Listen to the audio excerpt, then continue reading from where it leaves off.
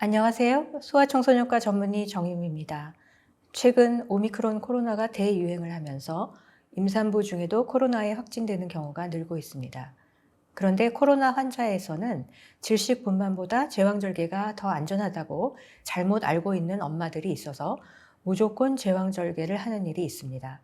안 그래도 OECD 중 멕시코, 터키 다음으로 제왕절개율이 높은 한국인데 코로나 때문에 의학적 적응증 없이 무조건 제왕절개를 하는 일은 없어야 하겠습니다.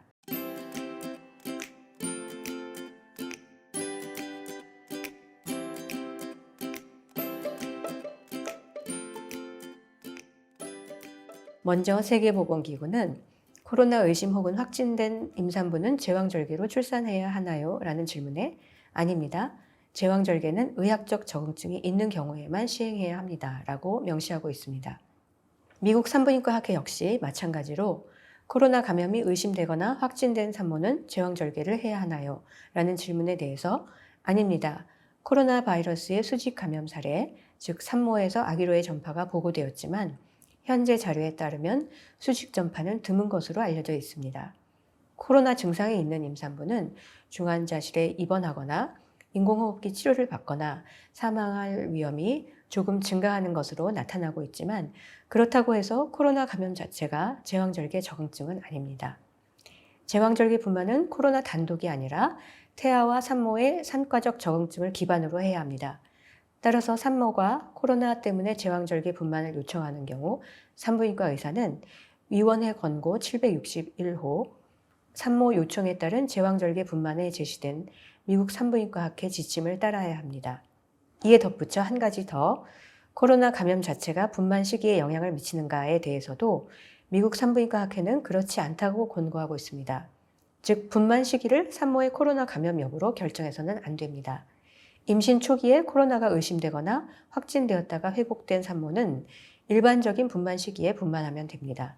만약 임신 3기에 코로나가 의심되거나 확진되었다가 회복된 경우라면 다른 의학적 이유가 없는 한 신생아 감염을 막기 위해서 검사 결과가 음성으로 나오거나 격리가 해제될 때까지 분만을 연기하는 것이 합리적입니다.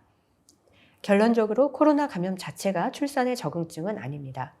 그럼에도 불구하고 2022년 발표된 논문에 따르면 한국은 코로나 산모의 경우 제왕절개 비율이 비감염 산모에 비해 거의 45% 정도 더 높습니다.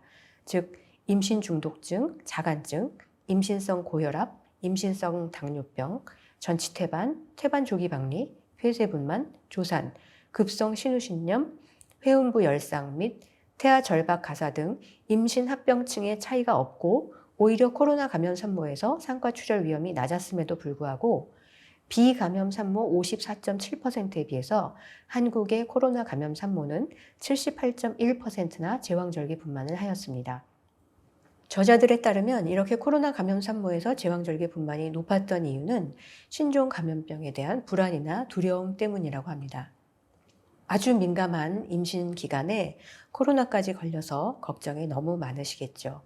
하지만 엄마와 아기의 건강을 위해서 부디 마음을 굳게 먹고 불안이나 두려움 때문에 의학적 이유 없이 제왕절개를 하거나 39주도 되기 전에 유도분만을 하는 일은 없기를 진정으로 바랍니다.